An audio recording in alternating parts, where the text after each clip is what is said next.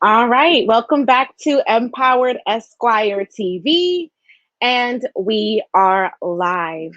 I'm going to ask everyone to let me know if you can hear me clearly, because today I'm trying out using the pods. I'm just curious as to whether or not it's going to assist at all with the quality of the sound.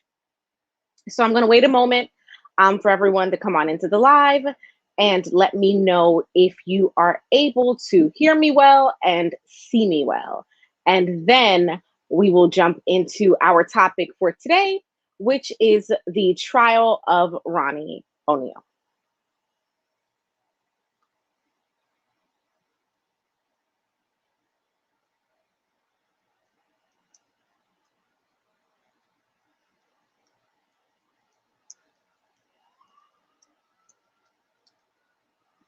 Ashe Amare, can you hear me clearly?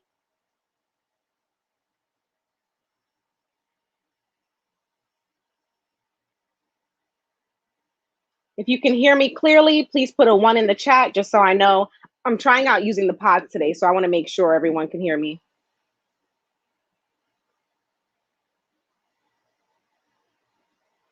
Okay, alrighty. So it seems like the pods are working. Do you hear any background noise, or is it's good?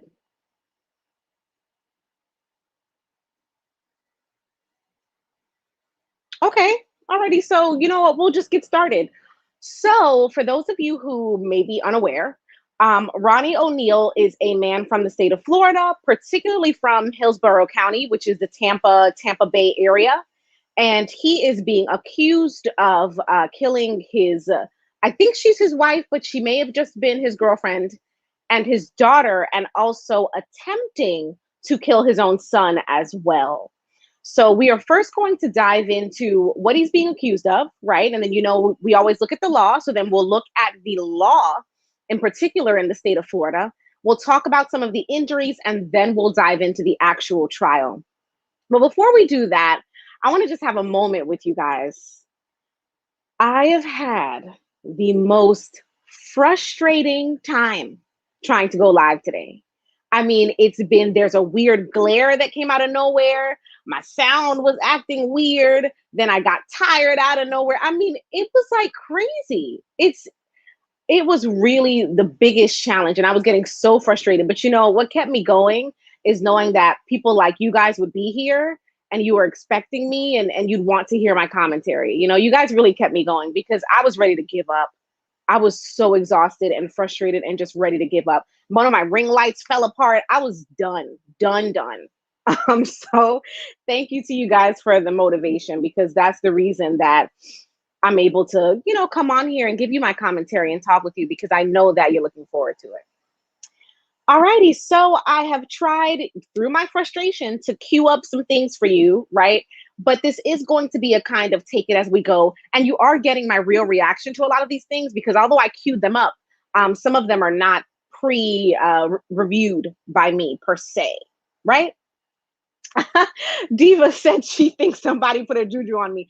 Diva, I don't know. But it's like everything was against me going live today. Everything did not want me going live. I had traffic trying to rush to get home to get ready to get live. Everything was trying to stop me. So something was trying to stop me, but they can't stop me. So let's dive in. I'm going to first share an article with you from a Florida publication about who Ronnie Oneal is, what he's being charged with, et cetera, et cetera. That's our style. So let me share my screen. All right, cool. Okay, so now, all right, here we are, and I'll make this full screen. So here you see we're looking at Bay News 9. This is one of the Tampa Bay news outlets. Here they have a little video of Ronnie Oneal. And let's see exactly what they're saying Ronnie Oneal is accused of. So Ronnie Oneal is on trial for double murder. The trial of a Riverview man accused of killing his girlfriend and daughter has started, with the defendant giving a loud opening statement in which he hinted at police tampering. Ronnie Oneal is accused of killing Kenyatta Barron, their 9-year-old daughter, and attempting to kill their 8-year-old son, who survived the March 18th, 2018 attack that happened in the family's Riverview home. So right away, you know that they have a witness to what happened, right? Someone who at least saw something, because you know that there's a survivor. It is so unfortunate to hear that this man is being accused of killing his own daughter and his daughter's mother. I mean, and we see that she was his girlfriend and not his wife. So we see that. In a 911 call, Oneal claimed that Barron, so to be clear, Ronnie, the defendant, is accusing his daughter, Kenyatta Barron, of trying to kill him. Let's see. In a 911 call, Oneal claimed Barron tried to kill him and that white demons were inside her. The 32-year-old pleaded not guilty last year. Wow.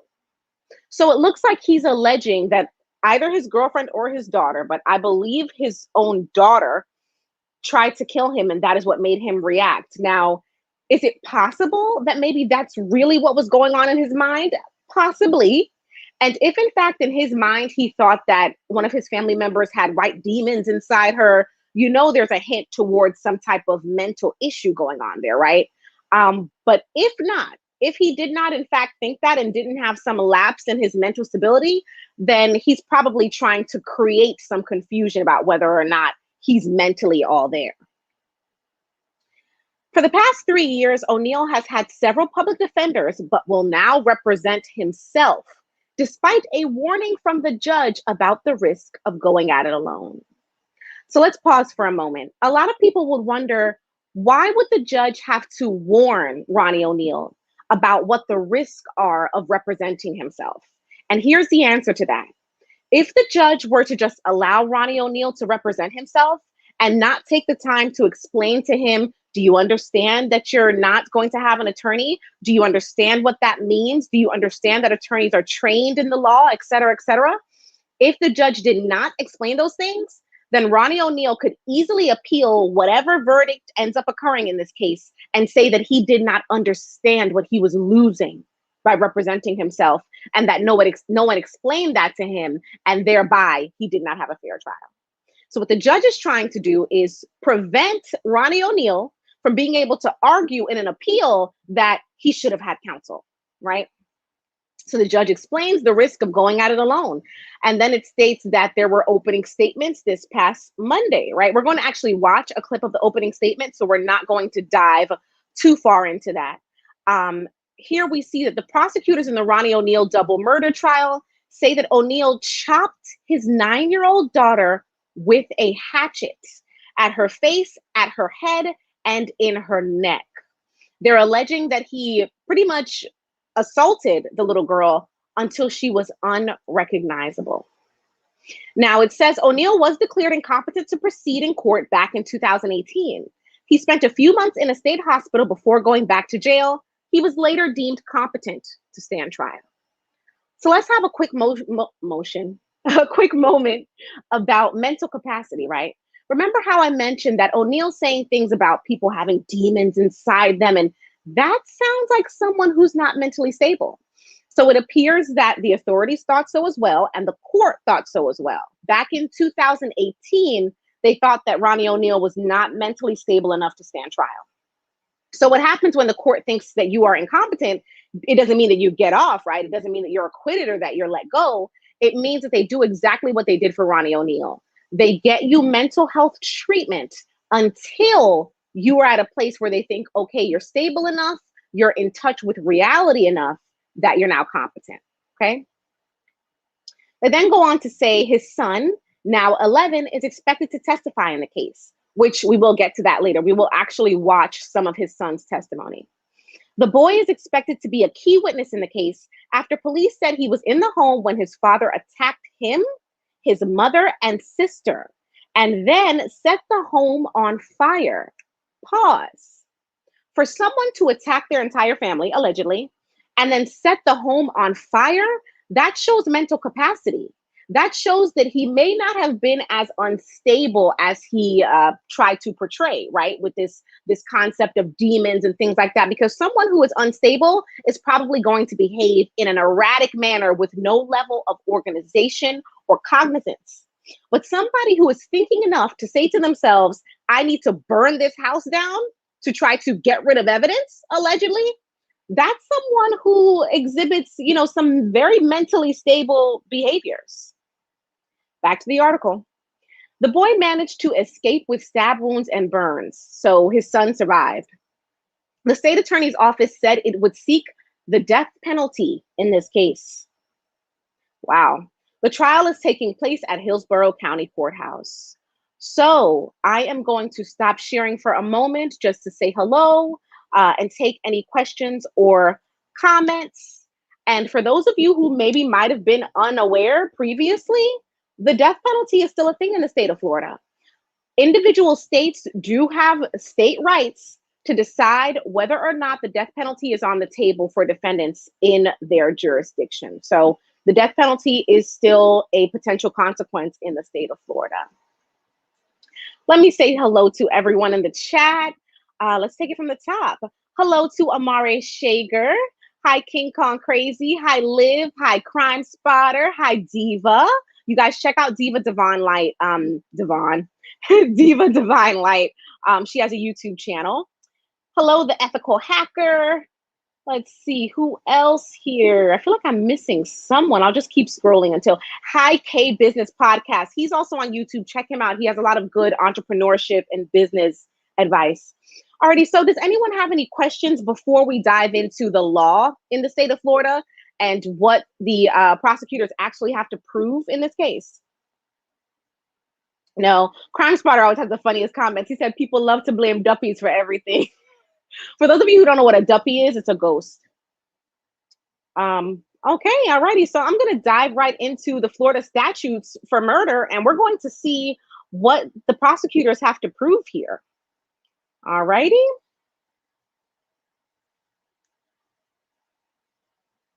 Okay. Here we go. So for those of you who are unfamiliar with the state of Florida and the way that their law works, they have an entire website called the Online Sunshine. You can find almost anything about law in the state of Florida on this website. They actually call it, as you see here, the official internet site of the Florida legislature, right? So you can find anything about any congressman. You can find any statutes. That includes even your traffic statutes. You can find any legislation that is either on the floor or passed or even rejected. And they also have a lot about the Florida government on here. So for those of you who either have some interest in the state of Florida or you're from Florida, Florida actually has a really useful website here in Online Sunshine. You're even able to use Online Sunshine to look up certain things. So jobs, businesses, things like that, okay? So here is the statute for murder in the state of Florida. So here you go, murder.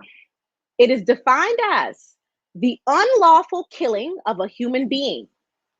1, when perpetrated from a premeditated design to affect the death of the person killed or any human being. 2, when committed by a person engaged in the perpetration of or in the attempt to perpetrate any, and then they go on to list a list of crimes, right? Which even if you did not premeditate to kill the person, but let's say you were committing any of these crimes, it is still qualifying as murder, right? And they go on to list a long list of different types of crimes, right? They then go on to mention that they can also charge someone with murder for something stemming from the unlawful distribution by a person 18 years of age or older of any of the following substances. And then they list some controlled substances, right? So these last two portions tell you something very important and interesting about Florida law. First of all, it tells you that the state of Florida has its own felony murder statute. Well, that means that if someone sets out to commit some type of felony and somebody dies in the process of that felony, the state of Florida can charge that person with murder, even if they did not plan on, they did not intend on killing anyone, right? So this is a teaching moment. For example, person A and person B run into the 7-Eleven to stick them up and get the money out of the 7-Eleven. Somehow something goes wrong and person B ends up killing the person who works at the 7-Eleven. Person A did not kill that person. And we know that person A had no intent to go into the 7-Eleven and kill anyone. But because the state of Florida has a felony murder law, and because individual A, person A, intended to rob that 7-Eleven, they will also be charged with the murder of the person in the 7-Eleven. That's felony murder. So that's what you have here. And then you also have another interesting thing when they talk about the unlawful distribution, because what they're also saying is if someone dies as a result of you distributing to them some type of controlled substance, so if someone overdoses on something you give them, we can also charge you with murder. Very interesting. But of course, none of those are applicable to Ronnie Oneal, right? What's applicable to him is this very first statement here, premeditation, which we'll get to. The statute then goes on to specify that murder in the first degree is a capital felony, right? Punishable as provided in, and they note the statute, which will detail the punishment. So, let's go ahead and click that, okay? And when you click that, it takes you straight to your mandatory sentences, right? And what this person could possibly be sentenced to. They then go on to note how many years a person could be possibly sentenced to, et cetera, right? So this is important to know because here you're kind of having a breakdown of what a person could be facing based upon their charges. But we already know that Ronnie Oneal is potentially facing either life in prison or the death penalty. We already know that. So let's break down what he's being charged with. So the unlawful killing of a human being, kind of self-explanatory. It means that this person was not killed by the state or by the government as some sort of punishment. And it means that it was not a justifiable homicide, right? So unlawful killing. And then it says when perpetrated from a premeditated design. So that means when the person commits this killing from a plan that they had, that is a premeditated design. A premeditated design is a plan. So they're saying they are accusing Ronnie Oneal allegedly of killing his daughter and his daughter's mother, right? And having a plan. It's not a whim. It was not in self-defense. It was a plan that he had to cause their death. That is the allegation. Okay. So those are the actual statutes, right? And per my usual, I am going to hop on out of here and see if anyone has any questions about the statutes. Hello, everyone. Does anyone have, I see there are some questions in here. All right. So let's take it from the top. The first question I see is from the ethical hacker. The ethical hacker wants to know, what does he have to do to get the death penalty instead of life? So that's not really based upon anything that he does. That is first going to be based upon what the jury decides. So if the jury decides that he is guilty, then the prosecution or the state, however you want to refer to them, right? They're going to make a recommendation to the court. They will have the choice of either recommending the death penalty or recommending some sort of life in prison without parole, something therein, right? Now, everyone is assuming and kind of supposing, based upon what the state has told the press, that they are going to recommend the death penalty if he is convicted. And then the judge really takes over the reins in sentencing. The judge has an entire list of factors that she is supposed to consider when she's deciding whether or not she actually will levy the death penalty. So that's how that works. Now, Amari wants to know, but how is he mentally capable of representing himself?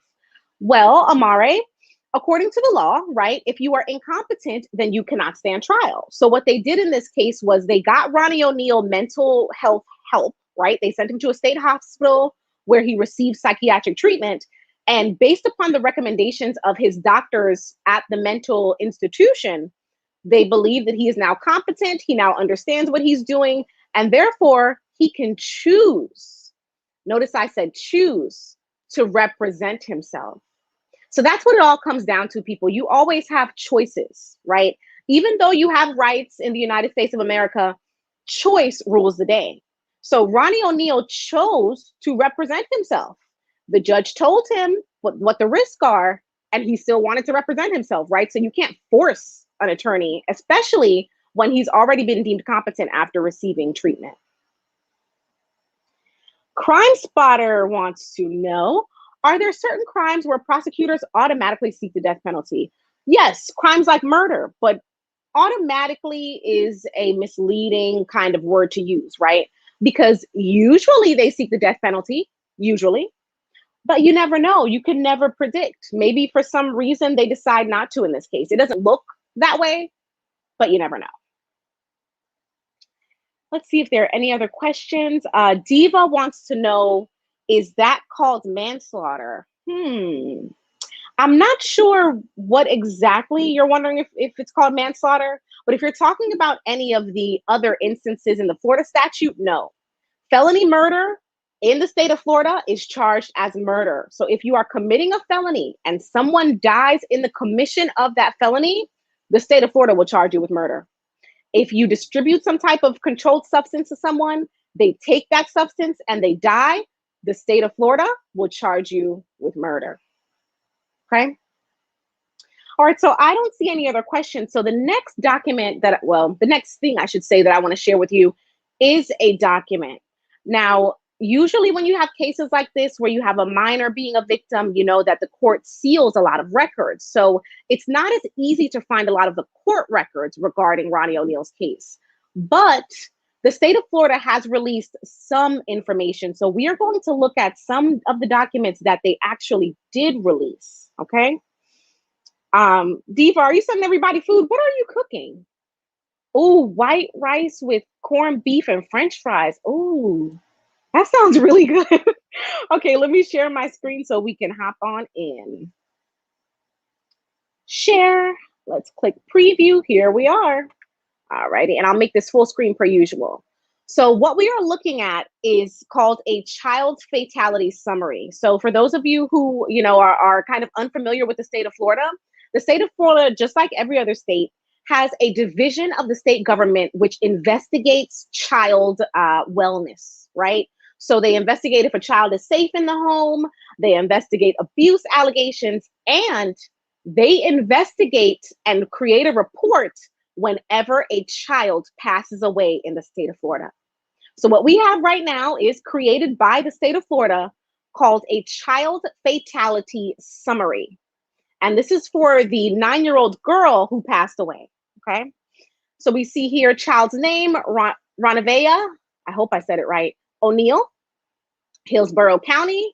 We see that she was born July 29th, 2008, and she was killed March 19th, 2018. And they also have a report number, right? So now they get into the, oh, interesting, it wants me to swipe that way. Okay, different. All right, so now they get into some of the family composition, also known as who is in the family, who's in the household with this child. They have Ronnie herself. They say that she's 9 years old and she is deceased. They have redacted her brother's name, right? Although we know that there are other places online where you can see his name. He was 8 years old at the time of the incident. He is a survivor. You then have Ronnie Oneal, which we know is the defendant in this case, right? He was 29 years old at the time, and he's the father.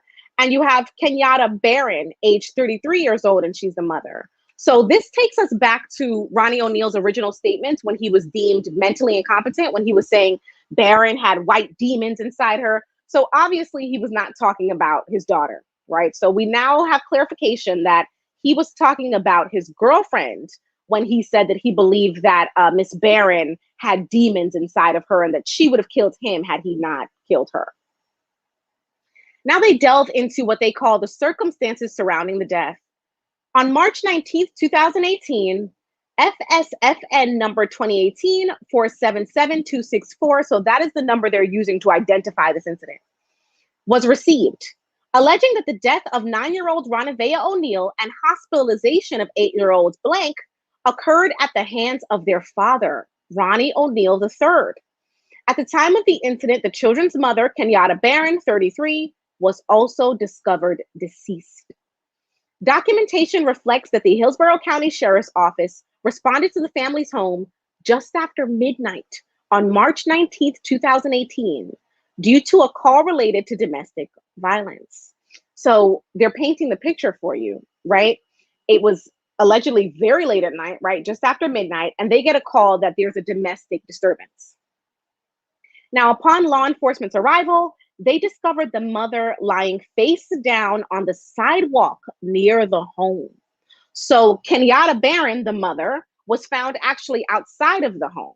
Now, we're going to view some videos from the trial and hear some different accounts, but just from a common sense perspective, that kind of sounds, right, as though she was trying to flee. She was trying to run away. It sounds as though the attack probably started inside the home, and then she ran out of the home trying to get away from Ronnie Oneal. Now, Hillsborough County Fire Rescue arrived at the scene and determined that the mother was deceased. So she was deceased when authorities arrived. When law enforcement initially arrived at the home, there were no lights coming from the residence. So it was dark, they're saying. However, a short time later, a light was observed coming from the corner of the home. As the light grew brighter, it was determined to be caused by a fire within the residence. So the fire was set very close in time to the authorities being called, right? Because the authorities arrive and they see something they think is a light, and it doesn't even begin to, register as a fire until they've been there for quite some time. Now, once law enforcement sees the fire, they try to force entry into the home. When law enforcement gained access to the home, the main living area was engulfed in flames.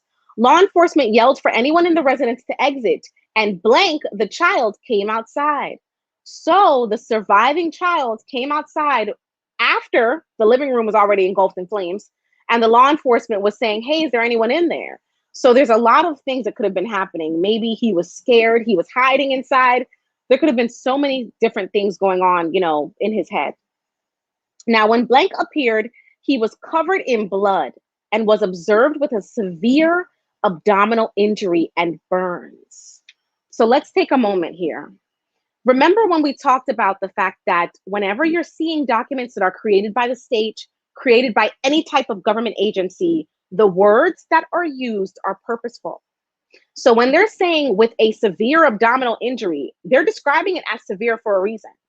They're describing it as severe because they are trying to insinuate, right? They're trying to hint that he was so severely injured that it is a marvel that he's alive, right? It wasn't a minor injury. It was a severe abdominal injury. They also note that he had burns, so the fire somehow affected him as well, right? We'll hear a little more about that. He was subsequently transported to a local hospital where he received immediate medical attention. Mr. Oneal exited the home a short time later, and he was placed into custody. Ronnie was nonverbal and on the autism spectrum, and she was discovered in the home with multiple injuries, which included burns and stab wounds. She succumbed to her injuries and was pronounced deceased at the home. So Ronnie never even made it to the hospital. On March 19th, 2018 at 12:30 a.m.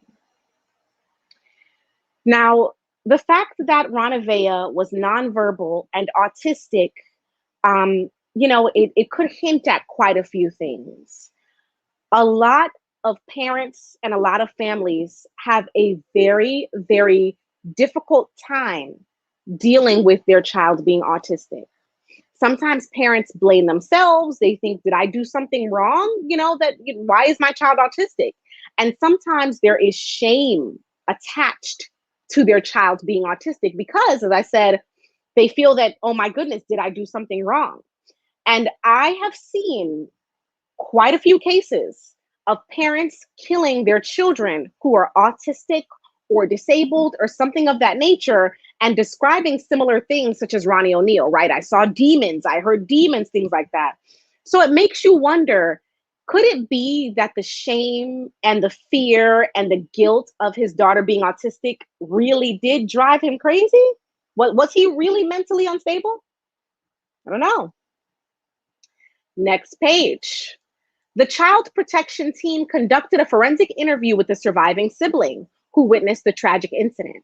So here they're telling you, we did our own investigation. As Children's Services, we spoke to the surviving sibling ourselves. That's very important because you know that this report is what? Firsthand information. They didn't review reports from the police. They didn't review reports from some other entity who was there. They did their own investigation as Children's Services, which I think is very thorough and thoughtful, honestly. So the child protection team conducted a forensic interview with the surviving sibling who witnessed the tragic incident. Documentation reflects that on the night of the incident, Mr. Oneal continuously yelled, Allahu Akbar, God is great, as he shot the mother with a shotgun, stabbed Ronavea with an axe, and stabbed Blank, the other minor, with a knife. At some point, Mr. Oneal also used gasoline, tissue, and matches to set the home and Ronavea on fire. So again, we're getting some hints of some mental instability here, right? Going back to our original, chit chat about autism and parents feeling, that it could be their fault and potentially having a mental break because of that. This is starting to look like he may have had some type of mental break. They then go on to say, during the child protective investigation, interviews were conducted with multiple sources, which included neighbors,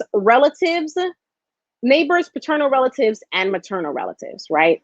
So again, they did their own investigation. Now here they inform you of what Ronnie Oneal is actually being charged with, right? As we know. So he's being charged with 2 counts of first-degree murder. So that is probably 1 for the mother, right? 1 for Kenyatta Barron, and 1 for Ronavea. I hope I said her name right. Ronavea Oneal, right? He's also being charged with first-degree murder with a weapon, first-degree arson, and resisting an officer without violence. Okay. They talked about the autopsy and they talk about the causes of death here. So note how thorough this report is. And this is a report that is from Children's Services, right? So they note that Dr. M. Mainland is the person that actually conducted the autopsy of the mother. She determined the cause of death to be homicidal violence, including a blunt impact to the head, which means someone hit you over the head with something, right? And shotgun wounds to the torso and extremity. And the manner of death was listed as homicide. She also did an autopsy on Ronavea. She determines Ronavea's cause of death to also be homicidal violence, including being chopped with a blade and having penetrating wounds that ultimately caused her death. Now, as far as the wounds, she says Ronavea had fractures of her cervical vertebrae, right? So that's fractures of her spine. Transection of her cervical spinal cord, again, spinal injuries. Perforation of the larynx, so that's here in your throat area, right? And then they go on to list some fractures and some other contusions that Ronavea, the 9-year-old daughter, had. Now let's talk about the surviving sibling, the little boy who survived. So they note that the records reflect that he sustained multiple stab wounds to his neck, his abdomen, his chest, and his extremities. Let's take a moment there. Usually, when you have a perpetrator stabbing their victim in the neck, that is a wound which that is a wound which the perpetrator intends to kill. If you think about it, just from a common sense perspective, right?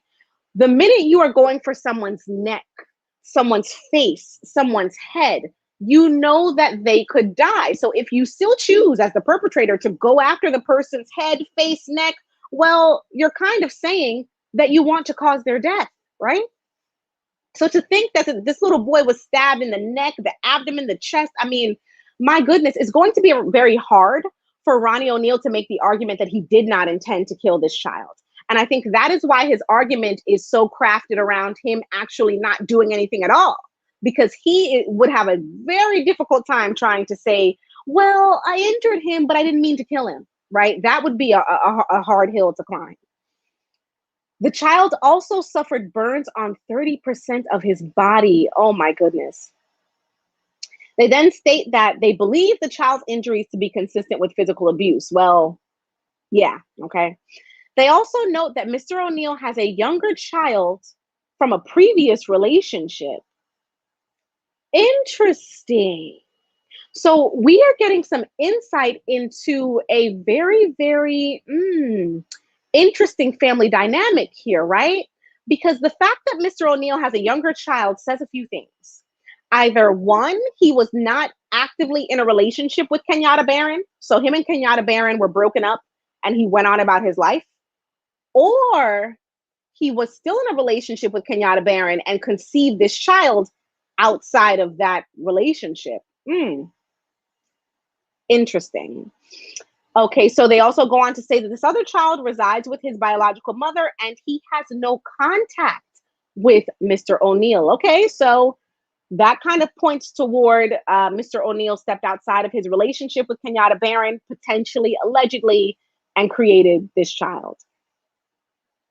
And then you see they end the document. They tell you which specialists investigated and who reviewed this document. So I'm going to stop sharing my screen and we're going to talk about this document. This dives into a lot, right?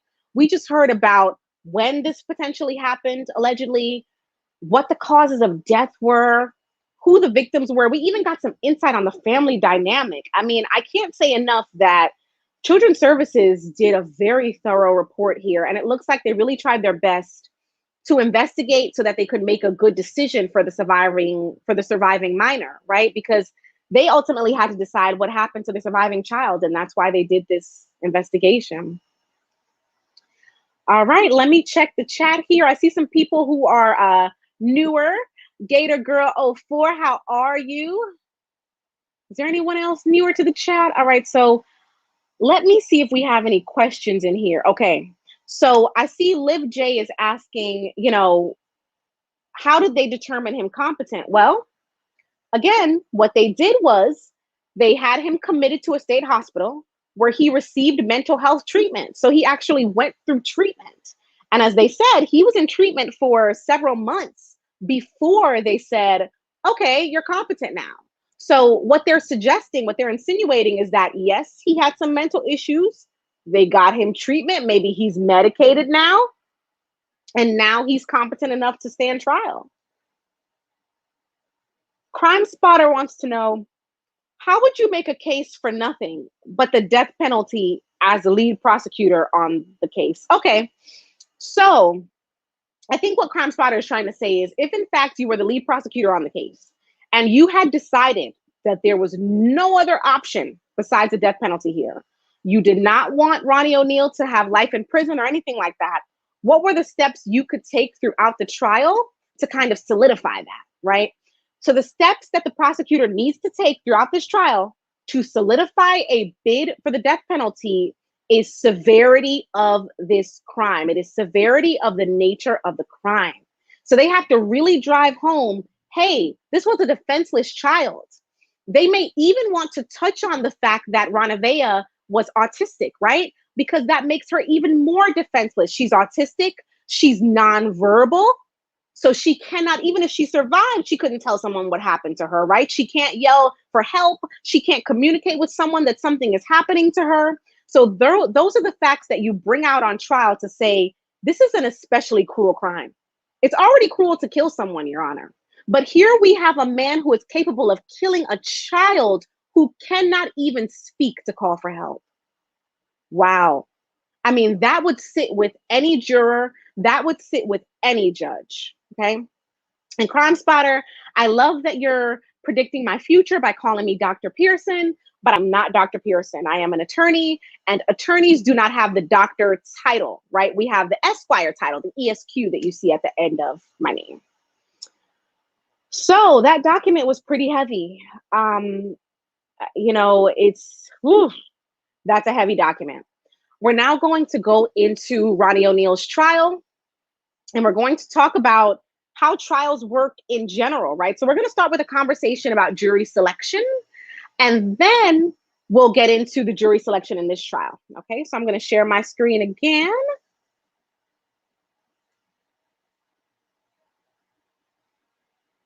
All right, here we are. So our little tool here, you know, Cornell Law School, law.cornell.edu, is a quick tool for you to use for anything legal, right?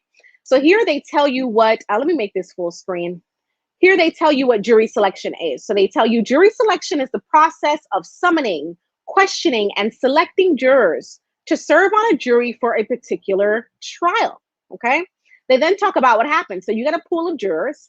This pool of potential jurors will then be divided into smaller panels and assigned to different courtrooms to sit in a jury box, right? So they'll be given a case to be a potential juror on. The judge will first briefly introduce themselves to the prospective jurors, And then the prospective jurors are questioned and challenged by judges and lawyers on both sides. This process is called voir dire, right? It's one of those cutesy law terms that I low key, it brings out the law nerd in me, low key, high key, because I just love it. Voir dire. I just love saying it, right? But it's the jury selection process. So the long and short of it is, what happens is you get a pool of people from the community, right?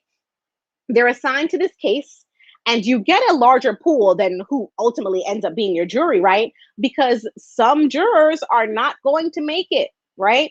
So you have both sides, you have both prosecution and defense questioning these jurors. What they're trying to discover during this questioning is whether or not this juror could be fair and impartial. So, in other words, does this juror have some sort of opinion or preconception that is going to make them either lean towards the prosecution side or lean towards the defense side? So that's the sanitized law school version of voir dire, right? But the real down and dirty version of voir dire is this: each attorney is looking to get rid of jurors who don't like them, because they know that if a juror likes them, then that juror is more likely to believe what they are saying. So usually what each attorney is doing is they're watching how jurors react to the way that they speak. So, for example, let me use myself. In voir dire, I am watching jurors, right? I'm watching how they react to me when they see me walk in the room.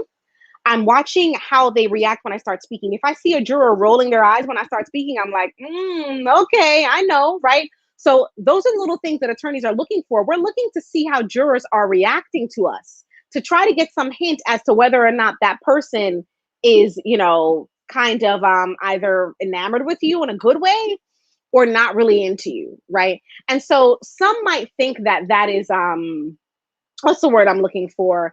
Not what they would imagine voir dire is like. But remember, if the juror has some type of personal feeling about me, so for example, if they personally don't like Phyliciadcpearson, right, then they're not going to be a fair and impartial juror. They're already going into it wanting me to not have the right argument, right, or wanting me to not be the attorney who is presenting a fair version of the facts. So that's kind of how, practically it happens. You have your very sanitized law school version, and you have your kind of down and dirty, what's really going on version, right? Jury selection. So now I've queued up a video for us on jury selection in this case. So here we go. Make it full screen, volume. All right, here we go.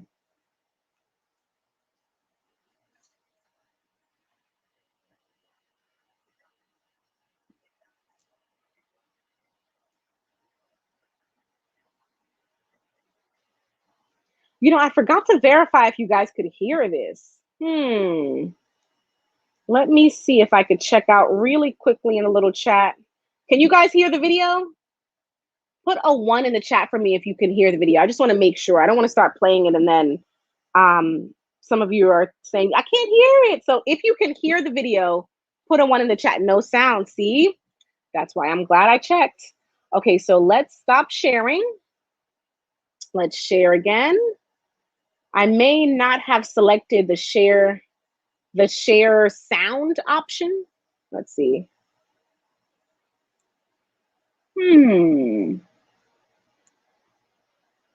Interesting. Let's see here. Here we're having full screen layout.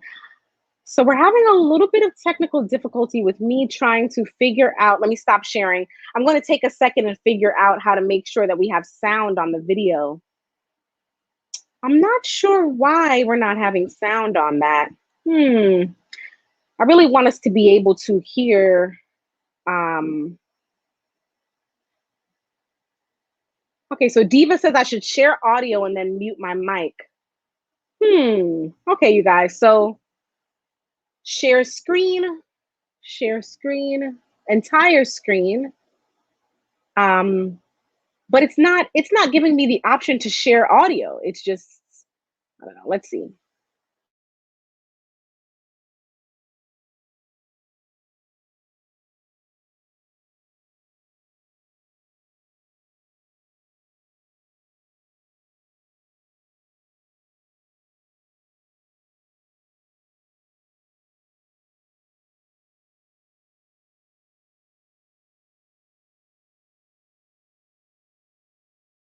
Okay, so let's try that again. Could you guys hear it this time? Could you hear the volume on the video this time? Put a 1 in the chat if you could hear the volume on the video. Did you click the share, then tab, and then share audio box? There was no share audio box. That's the weird thing. I do usually see a box that says, do you want to share your audio? But that was not an option this time, which is very strange, right? Oh, I see. Okay, I see exactly what was happening. Alrighty, so what is happening is that Google Chrome prefers that I use Google Chrome, which is fair. So now we got the answer. Thank you so much to the chat. You guys are great because we figured it out. And now we get to watch the jury selection. All right, Chrome tab. Thank you all for giving me some insight on how to make that happen. What is this? Oh, this is an ad. Okay, we'll have to sit through this. Murder case in Hillsborough County is now going to trial. When investigators arrived at this home in Riverview in March of 2018, they found a mother and daughter dead, an 8-year-old boy clinging. All right, so just to make sure, can we hear it now? Can we hear the audio of the video now? Yep. Okay, perfect. Perfect, perfect, perfect. All right, so we'll go back to it and restart it.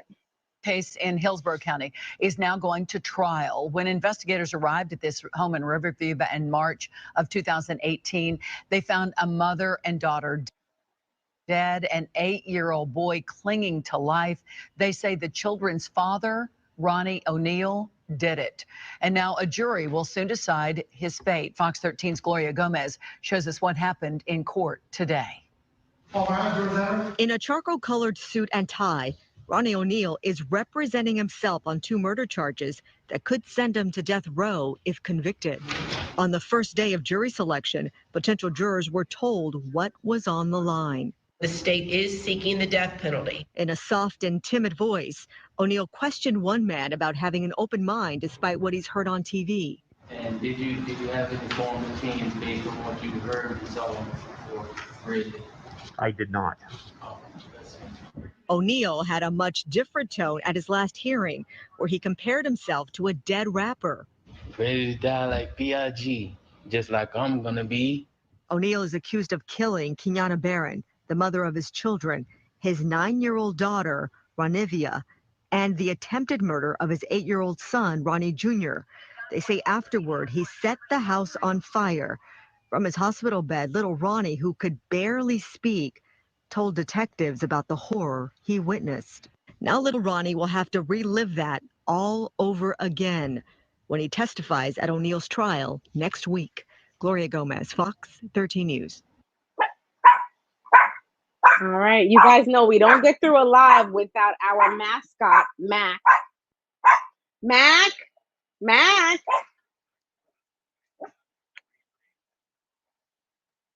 Our mascot here is he's always on guard. Mac, would you like to come say hi? Mac is my little, for those of you who are new, Mac is my little 3-pound Yorkie. Mac, come here. Come here, boy. Come here, boy. Come here. Let's squeak his toy, see if that'll get him to come. Come here, boy. Come here. He's not having it. He's not interested. Maybe he'll say hi later on. He's not interested. He knows that I'm trying to pick him up. So anywho, so you see in the jury selection, you see that Ronnie Oneal, even though previously he was incompetent, he's operating in an apparently very competent manner, right? Notice the question that he asked. You know, did you form any opinions based upon, you know, anything that you've seen previously? That is exactly the type of question that you ask a potential juror. That is, first of all, one of the most important questions that you ask. So although Ronnie Oneal in the past was thought to have some type of mental issue, he's most certainly not acting like a person with a mental issue now. I mean, he was very on point, he was articulate, and he was asking the right questions. So I don't know. I mean, it seems that the court does know what they're doing when they're saying that he is competent now, because he's operating now in what appears to be a very competent manner. So let me check out the chat. See if we have any questions in here. Yeah, so Gator Girl wanted to know if that's a question he should ask. Yes, that is exactly the type of questions that you ask, because as an attorney, you want to know, again, if this juror has some sort of an idea or opinion, that means that they're not going to be impartial. That means they already have their mind made up. See what else is going on in the chat. Someone notes that this minor actually had to sit through a cross-examination from his own father. Very, very sad. Very, very sad. Let me see your transcript is saying that YouTube Premium is totally worth it. Good to know. Good to know. All righty. Let me see. I think there was a question somewhere else. Someone mentioned, where did he get the suit? Numerous places where he could have gotten the suit. Family member, prior attorney could have acquired a suit for him. So a lot of legal aid offices, public defender offices, things like that, they actually have on hand some sort of, I guess you could call it, clothing bank that they can give their clients to put on during a trial. There's a reason, you guys, why a defendant is not required to be in prison garb during their trial. It is believed to be prejudicial towards a defendant for them to have to be dressed that way. It's seen as, because the defendant is wearing prison garb, the jury will view him or her as just a prisoner. So it is kind of a part of you know, protecting the rights of the defendant to make sure that he has some regular clothing. Gator Girl wants to know, where do you think he got that question from? Legal counsel, something he heard? He could have gotten that question from a law book, Gator Girl, because that is a classic question. He could have gotten that question from a book on voir dire, because I've seen that in several voir dire materials. Let's see. And let me see, your transcript wants to know, was that co-counsel sitting next to Ronnie Oneal at his trial? Maybe. I didn't get a close enough look, but we'll probably get into that later. Alrighty, so we talked about jury selection, also known as my favorite term, voir dire. Does anyone have any questions about voir dire, how it works, how jurors are selected? Let's see. Thank you for the compliments, Crime Spotter and Gator Girl. It's much appreciated. No? Okay, so let's move on to the way that a trial is structured, right? So after you get past all of your pre-trial motions and you're actually in your trial now, right? The first thing that occurs is the opening statement. So your opening statement as an attorney who is representing a client or representing the government, right, is where you give your narrative, you set the stage for your narrative for the jury. You don't really give any legal conclusions per se, right? So you don't give really any conclusions, but you foreshadow what could happen. So we're going to watch Ronnie Oneal's opening statement, which again is a foreshadowing of what he's going to argue. It's not his entire argument, and also he doesn't make any legal conclusions. He just kind of foreshadows for us what he believes is going to happen during his trial. Okay, so let me get that queued up for you all. In the meantime, if you have any questions in general about opening statements, you can throw that in the chat and we can get that answered before we watch the video or after the video. Totally up to you. Okay, any questions about opening statements? I don't see any. All right, so I'm going to share my screen and we're going to watch this opening statement. Share screen. Now that I know how to make sure we can hear the audio, man, you guys are everything. You guys are awesome. All righty, so we're shared. Oh, wow, look, an ad about StreamYard. That's so funny. Okay. The other thing I like about StreamYard is that if there's ever a glitch. Remember, I told you the evidence will not show you that my son witnessed me beat his mom to death, nor did he witness me shoot his mom. In fact, he didn't witness much at all. And the evidence will show that my son said my dad shot my mom. It's the correct statement if you want to cite statements If he even said that. That's Ronnie Oneal. He's on trial right now, death penalty case. Accused of murdering his girlfriend and his daughter, and also stabbing his son. That's his opening statement. So for the interest of time, we will not actually be watching the entire trial here. I've queued up little snippets for us to watch just to get the point, right? Because we're not going to sit and watch the entire trial, right? We don't have that kind of time. So let's have a quick convo about his opening statement. So right away, what do you notice? He's very passionate. He's very passionate. And so some defendants who choose to represent themselves, when they are later interviewed about why they chose to represent themselves, they say, because no one is going to care about this case the way that I care about this case. And maybe that's why Ronnie Oneal wanted to represent himself, because you see he's arguing like his life depends on it. No pun intended, right? And there's no attorney who would have necessarily done that because their lives don't depend on it, right? So maybe that is why he chose to represent himself, because he knows that he's going to argue and be passionate and bring the fire like he could die, because realistically, he could die, okay? So let's get into the substance of his opening statement. He says things such as, the evidence will show, the evidence will not show. That is quintessential opening statement talk, right? Remember, you can't make legal conclusions in an opening statement, so you cannot say this person did this and this person did not do that. No, you have to say the evidence will show that Ronnie Oneal did murder his girlfriend and his daughter. The evidence will show that Ronnie Oneal also tried to murder his own son. It is an opening statement. And it is called a statement for a reason. It's not an argument, right? You foreshadow, but you don't argue. So again, we have another example of Ronnie Oneal honestly seeming quite competent. I mean, that was a classic opening statement. He's using the right terms. He's communicating in the right way. He's using intonation and inflection in his voice. I mean, he is appearing to be quite a competent person. So Gator Girl wants to know, is there a theatrical element to opening statements? Was he too emotional?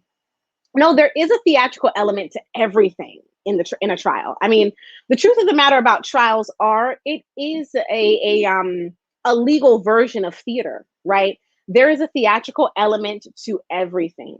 So part of my preparation when I'm preparing for a trial is I actually practice things such as intonation in my voice. So when do I speak softer? When do I speak louder? Pregnant pauses, like that. So it is a version of theater. You want to make sure you are inflecting, because you want to try to get the jurors to understand your version of events so much that they feel that that's the only thing that could have happened. And part of that is theater and persuasion and a little bit of acting and all of that. So yeah, trials do have a theater element to them. Are there any other questions about opening statements? I don't think so.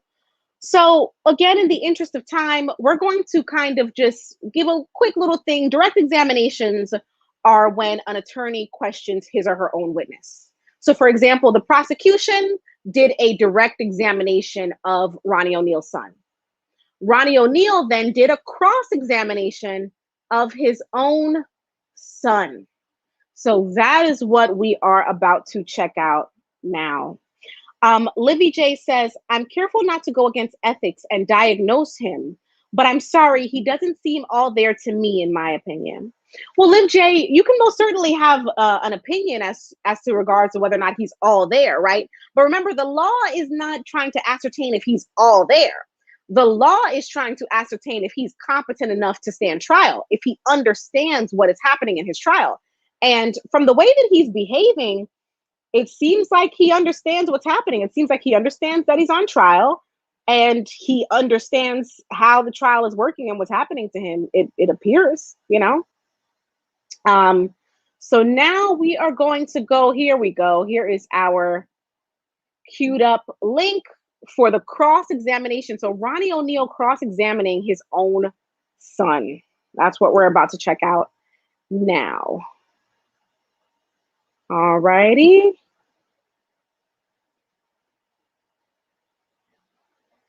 Can you guys hear that? Can you guys hear what I'm hearing? I mean, I know you can hear it when I share my screen, but if there's just something in my AirPods, can you hear that? I'm curious. Let me know if you can or can't. Just a curiosity on my part. All right, share screen. All right, now we are going to go to the cross-examination. I'll make it full screen. Well, that didn't really make it full screen, now did it? 6 with this boy's act of bravery after surviving the unthinkable. I just saw my dad holding a shotgun and my mom, and mom screaming at him. That little boy testifying at his father's murder trial. He's the son of Ronnie Oneal, his father on trial for the murder of the boy's mother and sister, and also for trying to kill Ronnie, allegedly. Now, because he's representing himself, this creates the unusual scenario of the father cross-examining, questioning his own son. The man is accused of trying to kill him, and now he is basically questioning his son's testimony. Fox 13's Aaron Mesmer is live at the courthouse in Hillsborough County. Aaron, even separated by video screen because the boy is in a remote location, this had to take incredible courage by this now 11-year-old boy. Yeah, Chris, he was incredibly brave. He showed unbelievable composure in that remote location as he gave his testimony this morning, followed and had to describe all of these horrific events that occurred that evening. What you are about to hear is part of little Ronnie's testimony. He's 11 years old now, followed by some of the cross-examination that he experienced with his father, who, as you said, is representing himself. This was the first time that they have seen each other and spoken to each other since that the attack on March 2018. State, you ready to proceed? Yes, sir. Yes, sir. I just saw my dad holding a shotgun and my mom, and mom screaming at him. And your father had a shotgun. What happened next? What did he do? My mom ran in my sister's room. My mom ran in my sister's room and terrified into the closet. And then my dad said, "Come here and come kill this the B-word." Did you hear any shots from the shotgun before that? Yes. How many times? One. Was there a time when your mother was able to get out of the closet? She was stumbling outside, and then I just saw my dad chase her. What do you remember happening next? My dad told me to walk around and say some words. And do you remember what words your father told you to say? Allah Akbar. Allahu Akbar? Yes. Did he do something to your sister? Yes, he hit her with an axe. And then he went in the garage. I followed him. He put me on the ground, and then he had his foot on top. I was laying on my stomach. He had his foot on top of me, and he was holding me down. And he was lighting a match. Mr. Oneal, any questions? How you doing, Ronnie? Good. It's good to see you, man. Good to see you too. Did you see me shoot your mom? No. Did I hurt you that night of this incident? Yes. I did. And how did I hurt you? You stabbed me. An investigation.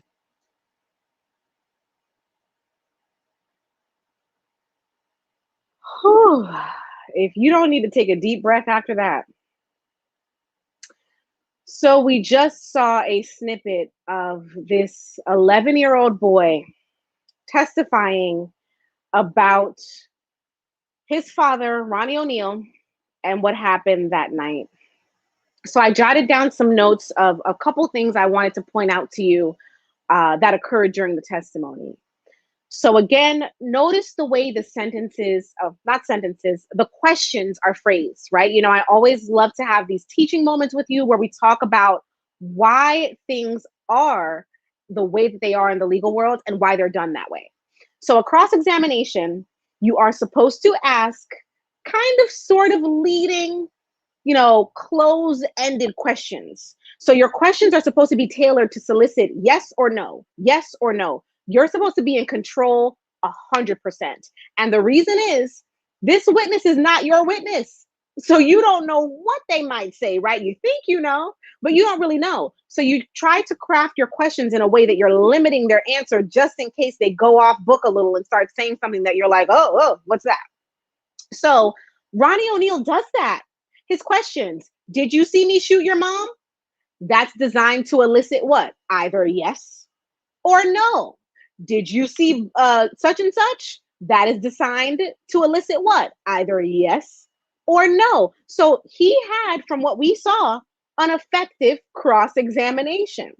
Now, here is the thing that he did not expect. So notice the way he had his questions lined up. He first says, did you see me shoot your mom? And he gets a no. And he wants that answer. He wants the no, right? And you see the judge kind of lean in. So body language, you guys, what a judge is doing during a trial, what the other attorneys are doing during the trial, what the jurors are doing, pay attention. So he asked the first question, did you see me shoot your mom? And the little boy goes, no. And you see the judge kind of leans in like, oh, he didn't see it, right? So you can see that Ronnie Oneal made a point. But then he goes for the next question. Did I hurt you that night? And the little boy says yes. And you guys, when the little boy testifies yes, when he says yes, you can see the judge do this. Like, oh, so you thought that he was going to say you didn't hurt him. Well, looks like you got an answer you weren't expecting, right? So it looks as though maybe, allegedly, Ronnie Oneal, for some reason, thought that his son was going to say no. Maybe he thought his son has such an immense love for him that he wouldn't testify against him really. I don't know, maybe he thought his son would be confused, but for some reason, it appears that he did not expect his son to say yes. So then you hear his son testify that his own father stabbed him. Oh, let's have a moment where we talk about when the little boy mentions that his mother was trying to run away. Remember when we looked at that children's services report, we said, oh, the mother was found outside. It sounds like she was trying to run away. So now we have confirmation that the mother was trying to run away from Ronnie Oneal and he chased her as she was trying to run away, allegedly. So that's one thing I wanted to mention. Another thing I wanted to talk to you about is, why do you guys think that when Ronnie Oneal, stood up and started his cross-examination, he said, hey, haven't seen you in a while, man. Good to see you. It's good to see you. Do you guys think he said that because he really does miss his son and it really is good to see him? If you think he said that because he really misses his son, put a 1 in the chat. If you think he said that for some other reason, put a 2 in the chat. And then let me tell you what the potential other reason could have been. So 1 in the chat if you think Ronnie Oneal really just missed his son. 2 in the chat if you think he said that for some other reason. Okay, I see the 2s rolling in, right? I see the 2s rolling in. I don't see any 1s yet. So 1 in the chat if you think Ronnie Oneal really missed his son. Or 2 in the chat if you think he had some other reason for saying what he said. And in the meantime, I just want to highlight a couple of comments. Liv J said, this is why I don't work in the mental health field. This man doesn't seem sane. And oh my goodness, this little boy, I can't deal. Take R. Kelly, give us back Tupac. Oh boy, interesting name. He says, I feel like he thought he would be too scared. There was a history of domestic violence. Wow. What an amazing point. So if in fact there was a history of domestic violence, you are making a very good point, Take R. Kelly. Maybe Ronnie Oneal thought that his son is still so afraid of him that he would never say he hurt him. Wow. Good point. Good point. All right, so I see twos. Okay. Hey, Pastor Lee, how you doing? All right, so let's get into it then. So, in my humble opinion, Ronnie Oneal could have had that whole introduction with his son where he said the good to see you, man, and how you doing and all that, to humanize himself. One of the main things that a defendant wants to do and that a defense attorney wants to do for their client is make their client human, to humanize their client, to make their client seem like, hey, I'm a person just like you. I'm not cold-hearted. I'm not a monster, right? So he goes up there and he says, hey, Ronnie, good to see you. And he's trying to signal to the jury. He's trying to virtue signal, really, right? To the jury, I'm a good guy. I love my son just like, every other parent loves their son. And so you'll see defense attorneys do this, right? When they do the hand on the shoulder. So you'll see a defense attorney walk around counsel's table and they'll say, my client, Ronnie Oneal, and then they'll put their hand on their client's shoulder. They do that for a reason.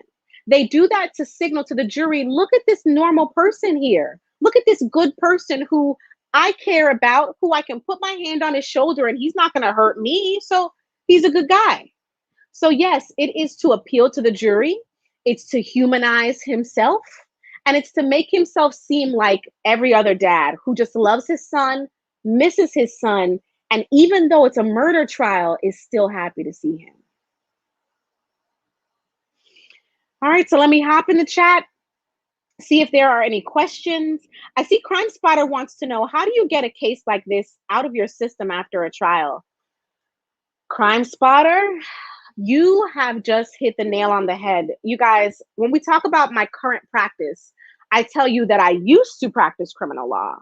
I do not currently practice criminal law, at least not at this level, right? I do get involved with cases at the appellate level and things like that, but this level where you're in a trial court because someone allegedly murdered another person, I have tried my best to stay away from that. And I think I will continue to stay away from that unless and until something comes about that I'm extremely, extremely called to be involved in. And the reason is, from my past experience in criminal law, it is one of the most stressful things you could ever do. Criminal attorneys who practice criminal law, however you want to say it, they have heart problems, they have weight issues from either emotional overeating or not eating enough because they're so stressed out. They deal with terrible anxiety. They deal with high rates of drug addiction and alcohol addiction. And of course, I'm not saying every attorney is like that, but you guys, it's very stressful. You don't get involved in a trial like this and then walk away when the trial is over. You carry this with you for the rest of your life. Let's see if there are any other questions. I don't see any other questions in the chat about the cross-examination that we just watched, right? So let me see if I have anything else queued up that I wanted to mention for you guys. I actually don't at this time. Okay, so that's kind of where we are on the trial, and that's kind of my insight on it based upon what has happened thus far. I'm going to open the floor for questions. Hello to Put It On the Table. Put It On the Table is saying, greetings from Dallas. What's up, Dallas? And you're welcome for sharing my knowledge. Listen, I have said numerous times, and I'll continue to say it to my fellow professionals and my fellow attorneys, we have a responsibility to share our knowledge with our communities, you guys. Okay, so yeah, I do this, with an open heart, and I'm glad that you guys are benefiting from it. Gator Girl wants to know, how damaging in this case is Ronnie cross-examining his own son, in your opinion? Woo, Gator Girl, I'm here to tell you that cross-examination did a few things. So first of all, it does show that he is, in my opinion, legally competent, right? Second, it does establish that his son did not observe everything. So in fact, he does establish that his son did not see him shoot the mother, and that his son very likely did not see what actually occurred throughout the latter portion of the night, right? And that is going to help him. because he's going to be able to argue, hey, prosecution really has no witnesses for what happened between me and the mother. So at the very least, you have to find me not guilty of the mother, right? So he does have that argument. However, as far as what he did to the daughter and what he did to the son, that cross-examination, that testimony from his son is deafening, because his son is sitting there testifying, I saw you stabbing my sister. I saw her bleeding everywhere. I saw you throw me on the ground, stand on top of me, stab me, and then light me on fire. I mean, my goodness, my goodness. So it gave him some ground as far as what could have happened between him and the mother. But as far as what happened between him and the little girl and him and the son, yeah, that's going to be difficult for him moving forward. Diva Divine Light says she's going to start watching this trial. Hey, you know, tune in if you like true crime and you like to learn more about the legal system. And Diva Divine Light says that she believes that Ronnie Oneal is a son of Sam. And she thinks that he is going to get the death penalty. Listen, you guys, let me tell you something about the state of Florida. The state of Florida does not play when it comes to that death penalty. There are 3 things that the state of Florida does not play with. 1, these types of crimes in which someone is murdered. 2, drug cases. And 3, sexual assault. Oh, there goes the algorithm. Those cases, right? The state of Florida does not play about that. So it's very likely that the prosecution will request the death penalty.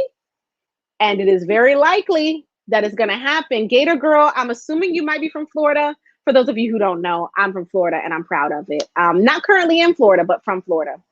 So I can tell you, they don't play. They do not play with murdering, especially a child. Oh, forget it. That death penalty is definitely on the table. Take R. Kelly says, no, we do not. Oh, another Floridian. What's up? He says, no, we do not, especially that county, especially when it comes to kids. Yes. And if you needed any more hint that they are not playing when it comes to children in Hillsborough County, see the Children's Services report that we read. Have you ever seen a more thorough Children's Services report? Children's Services going out and interviewing witnesses on their own and getting autopsy reports and commenting on medical terms and autopsy report. Oh, forget it. You know that they're not playing about this. This is no joke for them. Diva Divine Light said that darn rhythm. I don't know what that's about. Crime Spotter says, I'm tempted to ask you to do a piece on Israel Keys and Jonathan Tedla. I'm actually not even sure what that is. Let me take a note of that and I'll write that down. And I will actually take a look at it and see what's going on here. And Crime Spotter, I still have Vibes Cartel on my to-do list. Okay. Alrighty. So we're at 6:22, you guys. You guys know I try not to make these lives go too long because I want people to be able to jump in and be able to watch it. I'm still hoping to get Mac to come and say hi. Mac, come here, baby. Oh, he's coming. Come here. Come here, baby. Come here, boy. Come here. Nope, not happening. Maybe next time. All right, you guys, so we're at 6:22. Unless you guys have any more questions, I am going to head out. Gator Girl says, did you attend school in Florida? I try to be careful about what I share on the internet, but I feel like that might be public already anyway, hopefully. So I'll say, yes, I did attend school in Florida. All righty, so I'm going to go ahead and end it here. This live stream will, of course, be available for replay. So feel free to visit, revisit, and comment if anything occurs to you. If you think of any topic ideas, you can also comment on any of my videos with a topic idea. I get the comments sent straight to my phone, so I will definitely see that. I am going to have an Empowered Esquire TV IG account.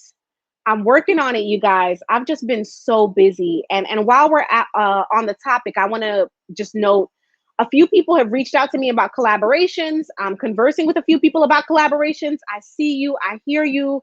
I'm getting to you.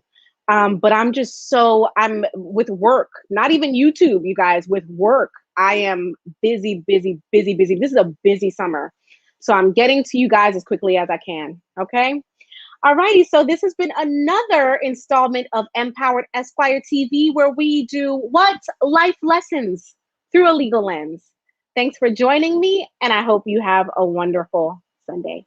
See ya.